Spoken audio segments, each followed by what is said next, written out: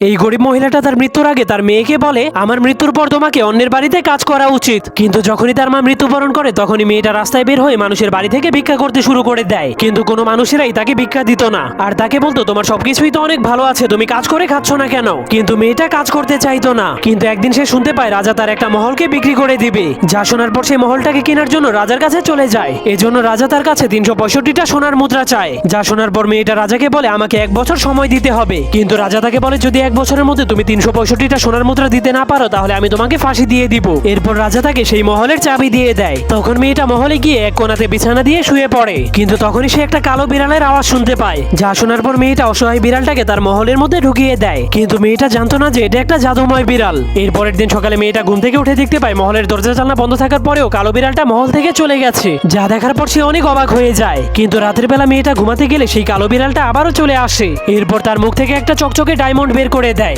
যা দেখার পর মেয়েটা অনেক অবাক হয়ে যায়।